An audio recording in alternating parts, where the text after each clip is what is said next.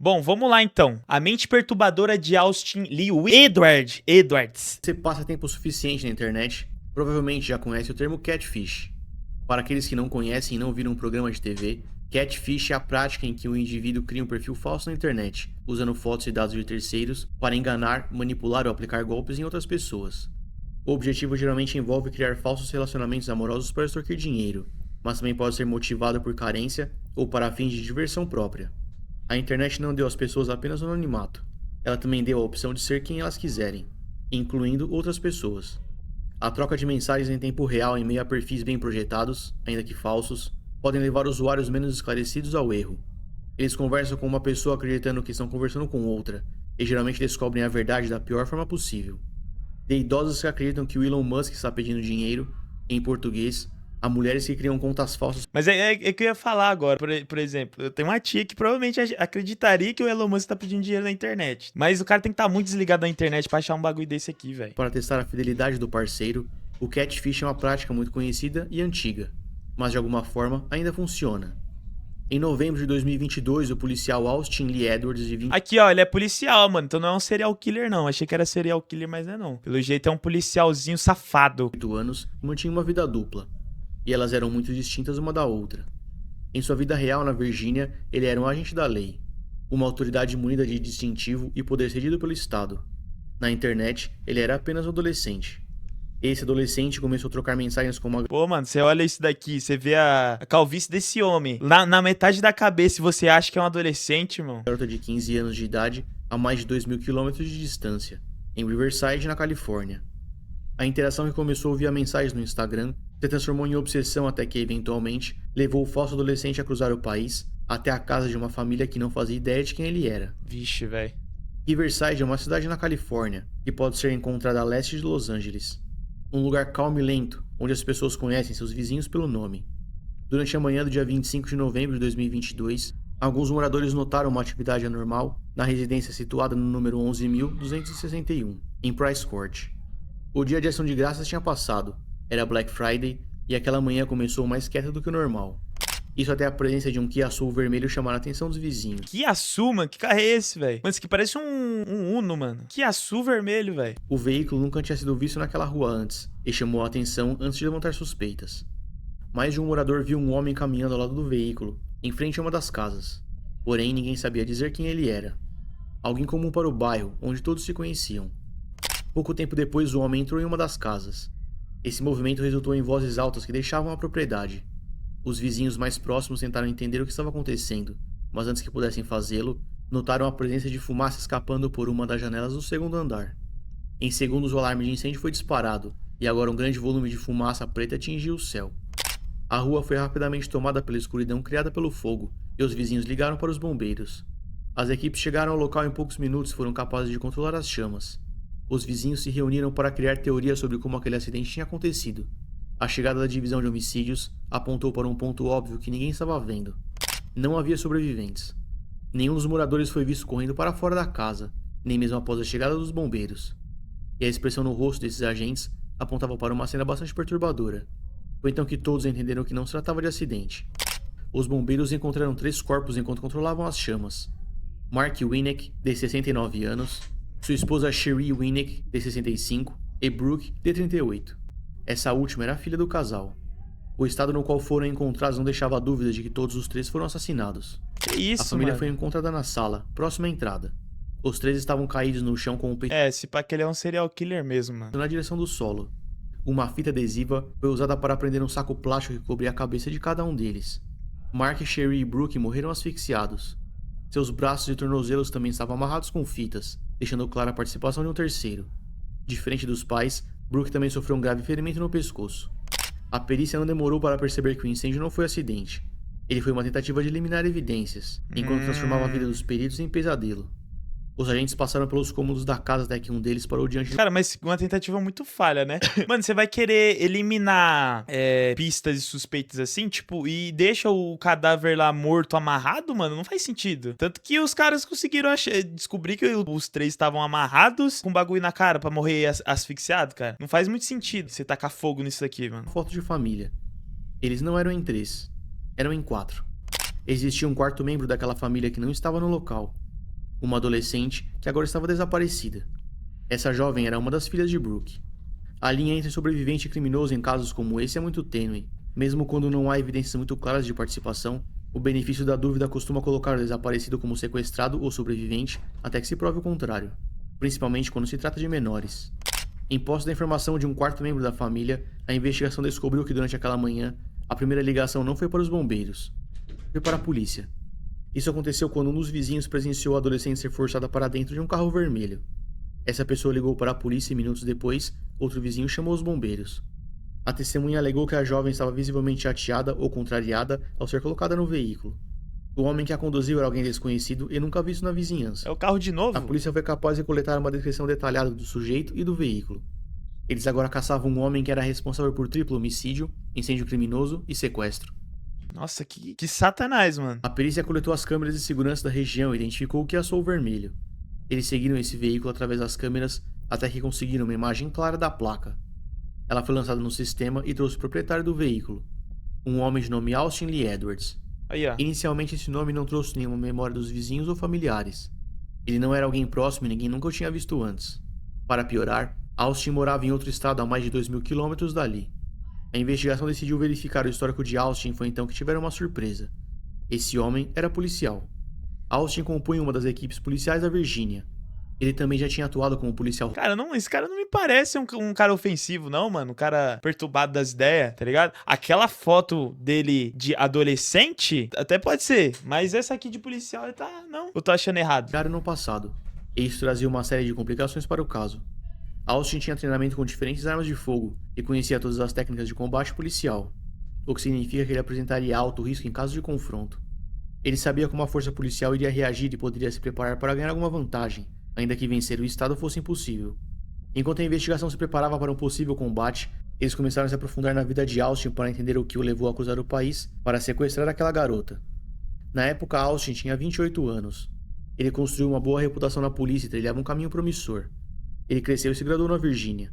Após o colégio, ele deu início à sua carreira policial. Vestir a farda sempre foi o sonho de Austin.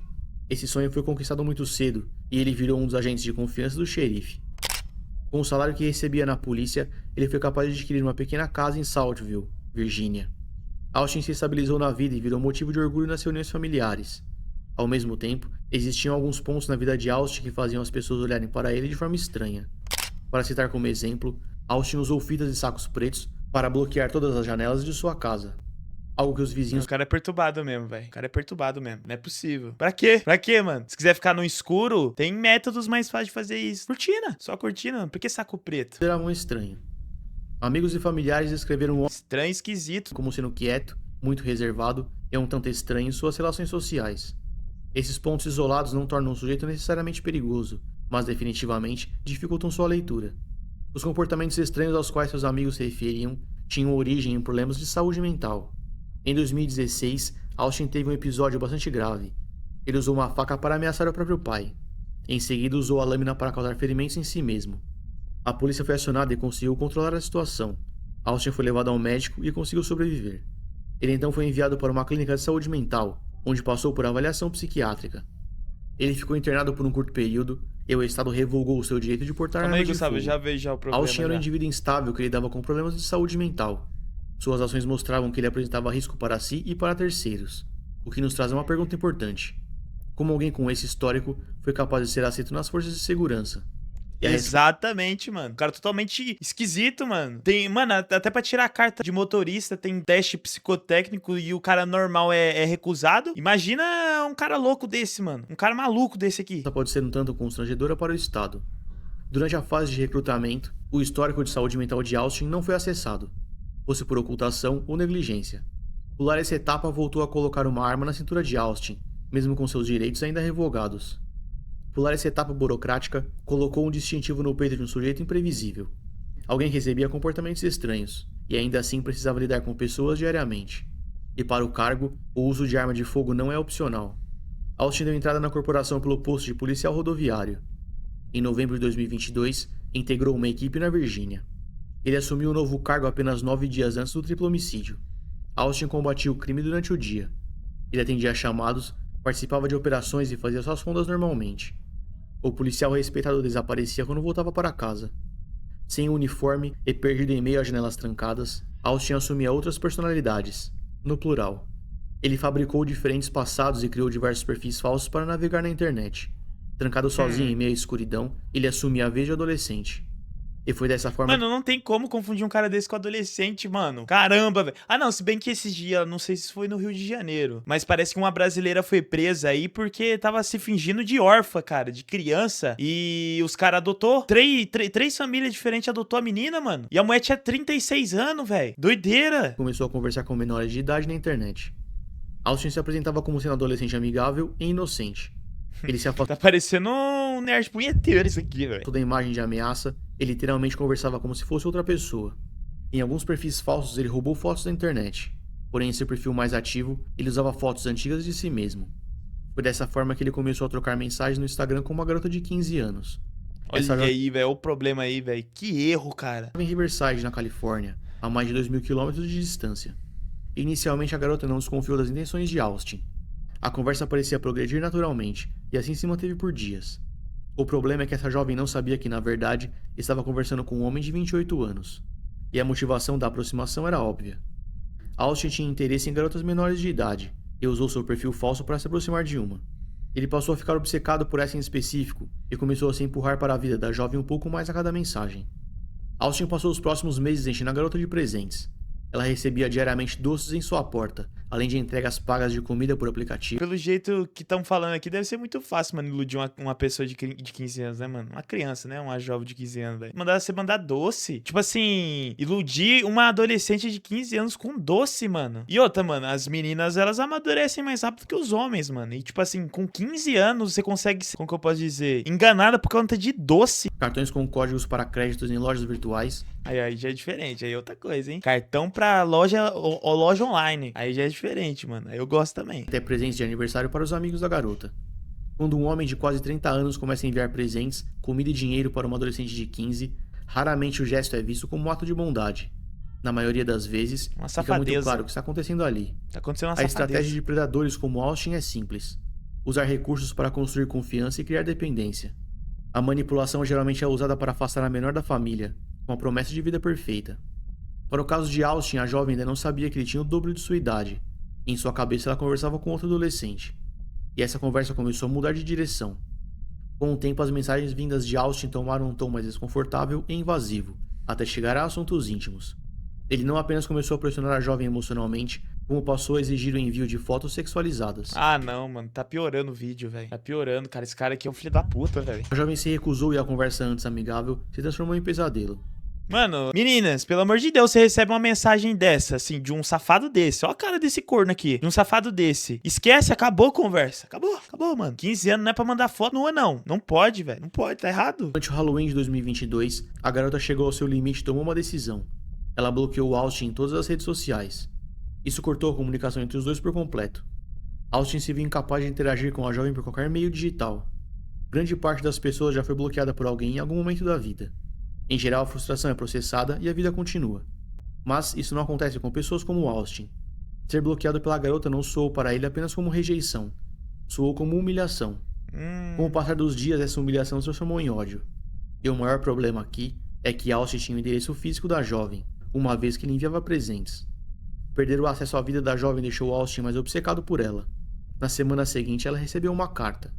No texto, Austin dizia que iria tirar a própria vida. Uma provocação usada por algumas pessoas para manipular o parceiro. A jovem nunca respondeu à carta e não desbloqueou Austin de nenhuma rede social. O que ela não sabia era que Austin era um adulto com acesso a ferramentas do Estado. Ele descobriu quem eram seus pais, o que faziam, qual era a rotina da casa e teve acesso ao mapa da propriedade. Munido de informações privilegiadas e armas de fogo que legalmente não poderia portar, Austin criou seu plano de vingança. Durante a manhã do dia 25 de novembro de 2022, ele deixou a escuridão de sua casa para levá-la para uma família do outro lado do país. O sujeito dirigiu seu Kia Soul vermelho por mais de 2.000 quilômetros até chegar ao número 11.261 em Price Court, Riverside, na Califórnia. Ele teve o tempo do trajeto completo para desistir do plano, mas não o fez. Nossa, você é louco. O que é isso? É tipo flor de homenagem, né? Mas pra mim tá aparecendo... tá aparecendo isso mesmo. Falando de aproximadamente 40 horas ininterruptas acelerando o veículo na mesma direção. Tempo suficiente para que ele percebesse o que estava fazendo. Isso sugere que as ações de Austin não foram tomadas no calor do momento. Uhum. Elas foram parte de um plano calculado. O Kiasu estacionou na propriedade de Austin e deixou o veículo. Ele bateu na porta e se apresentou como policial. O distintivo em seu peito baixou a guarda da família, que acreditava estar em segurança. E esse é justamente o objetivo do distintivo: identificar um agente que traz segurança para a população. Infelizmente, alguns criminosos corrompem esse instrumento usando-o para ações perversas, que não representam a instituição. O distintivo abriu passagem e Austin ganhou acesso à casa. O problema é que a garota que ele estava procurando não estava lá. 2 membros da família estavam na casa na ocasião. O pai Mark Winnick, de 69 anos, e sua esposa Sherry Winnick, de 65. A filha Brooke, de 38 anos, e suas 2 filhas, uma delas adolescente, não estavam. Elas tinham saído juntas pela manhã. O casal ficou assustado com a presença de Austin, que dizia estar ali investigando um crime. Nenhum deles o conhecia. Mas que crime? Austin perguntou pela adolescente e descobriu que ela não estava lá. Ele então pediu para que inventassem algo para trazer a adolescente de volta para casa, sem mencionar que a polícia estava esperando. Mesmo assustados, eles viram confiança no distintivo e fizeram a ligação. O casal ligou para Brooke e inventou um problema. A mulher aceitou voltar e a ligação foi encerrada. Mano, que pilantra, velho. Que cara safado, velho. Cara safado. As filhas passaram pela porta, a atmosfera da casa mudou completamente. Austin teve tempo de se antecipar para aquele momento enquanto esperava o retorno da jovem. Ela não. Austin e a adolescente se encararam por alguns segundos, até que a porta se fechou. O homem ergueu a arma em posição de combate e tomou o controle da família. Ele usou sua autoridade para sequestrá-los e começou a orientá-los para diferentes cômodos da casa. A família ficou desesperada sob a mira de uma pistola, sem entender o que estava acontecendo. Meu Deus, mano. Austin usou a fita adesiva e sacos plásticos para imobilizar o casal primeiro. Mark e Sherry foram jogados no chão da sala, com os braços e pernas amarrados. Enquanto lutavam por ar, Brooke tentou usar uma janela de oportunidade para responder à agressão. Ela entrou em luta corporal com Austin, mas perdeu. O homem foi capaz de alcançar uma faca e golpeou a mulher no pescoço. Caralho, durante essa confusão, uma das filhas de Brooke conseguiu escapar. Ela correu e fugiu pela porta dos fundos. A outra adolescente, e alvo principal do criminoso, não foi capaz de fazê-lo. Em seguida, Austin usou a fita para amarrar os membros de Brooke e cobriu sua cabeça com um saco plástico. Com os 3 adultos da família morrendo sufocados e uma garota em fuga, Austin se virou para o seu alvo principal, a adolescente. Ele começou a gritar com todas as forças, e foi só então que a jovem reconheceu sua voz. Em segundos, ela percebeu que havia sido enganada e que o adolescente não existia. Ela estava conversando com um criminoso que agora gritava em seu rosto, enquanto sua família morria sufocada a poucos metros de distância. Que desespero, velho. Que situação horrível. Após esbravejar contra a vítima, Austin usou a fita para prender seus braços. Em seguida, espalhou gasolina pela casa e deu início às chamas. Ele puxou o adolescente pelo cabelo e a forçou para dentro do carro antes de empreender fuga. A polícia e os bombeiros chegaram ao local e encontraram os corpos. Através das câmeras, a polícia descobriu que o Kia Soul vermelho deixou Riverside e seguiu para leste na direção do deserto Mojave, uma área muito isolada na Califórnia. Aquele deserto não apresenta alteração significativa no relevo, deixando espaços para abrigo ou ocultação de movimento, o que significa que usar de elementos surpresa não seria uma opção. O criminoso teria campo de visão para ver a aproximação dos agentes. Como se tratava de sequestro de menor, toda essa investigação aconteceu em questão de horas. Quando descobriram que o veículo estava a caminho do deserto, a investigação montou uma operação que seguiu na mesma direção. O objetivo era pegar o criminoso ainda no local, e funcionou. Ir para o meio do deserto com uma pessoa amarrada no carro indica a situação de extremo risco, e ao chegar ao terreno ficou claro que em caso de confronto, a polícia estaria em desvantagem. Não pelo número de agentes ou armamento, mas pela limitação. Existia uma preocupação em não atingir a adolescente, que poderia ser feita de escudo. Do outro lado, o criminoso estaria em fuga à vontade. Ao descobrir a direção do criminoso, as viaturas rasgaram o deserto e localizaram o Kia Soul vermelho próximo a Kelso. Austin percebeu a aproximação de viaturas que não faziam menção de ultrapassá-lo, mas de segui-lo. As sirenes se multiplicaram em seu retrovisor e a perseguição começou. Os verdadeiros policiais não sabiam se a jovem estava bem, e nem mesmo se ainda estava viva, mas puderam notar sua presença no interior do veículo. Em mais de uma ocasião durante a fuga, Austin colocou a pistola para fora da janela e efetuou disparos na direção das viaturas. Ele? Nenhum agente foi atingido. As manobras à disposição para interromper a perseguição seriam muitas, não fosse a presença da jovem no carro. Devolver os disparos ou empurrar o carro para fora da pista não eram opções naquele momento. Durante boa parte do tempo, Austin ficou segurando a mão da adolescente, como se fossem namorados. Ele chegou a trazer o corpo da jovem para perto do seu em algumas ocasiões. Ela estava visivelmente assustada e participava contra a própria vontade das fantasias de um criminoso que jamais deveria ter sido aceito na polícia. Ao longo do trajeto, Austin parecia acreditar que estava em uma fuga romântica, enquanto enfrentava o sistema. Completamente perdido em suas fantasias, ele dizia para a adolescente que estavam indo para sua casa na Virgínia, onde viveriam felizes para sempre. Isso enquanto atirava contra agentes do Estado que, em hipótese alguma, desistiriam da perseguição. Austin ainda instruiu a jovem como ela deveria mentir caso fossem pegos, para provar que aquela era uma relação consensual. O domo que sustentava a fantasia de Austin foi estraçalhado quando chegaram ao fim de Kelso. Ele precisou lidar com a realidade na próxima saída do deserto. Isso porque uma grande força policial já o esperava logo à frente, impedindo sua passagem. Austin nunca teve a intenção de responder pelos crimes. Ele se viu cercado pela polícia e entendeu que aquele era o fim. A expressão de pânico nos olhos do adolescente refletiram a realidade de volta para Austin. Em meio a ordens de rendição e múltiplas armas que se aproximavam por todos os lados, junto de cães desprovidos de medo, o criminoso acreditou que a única saída fosse através da arma que nunca poderia ter portado. Austin segurou a pistola cedida pelo Estado, pressionou contra a própria cabeça e disparou, tirando a própria vida. O último disparo congelou a cena por segundos, até que os agentes avançaram na direção do veículo parado. A jovem foi resgatada e o óbito do criminoso foi confirmado. Ah, melhor então, melhor. Foi pra casa do caralho esse cara aqui, que sente no colo do capeta enquanto ele espete a sua bunda com o tridente dele, rapaz.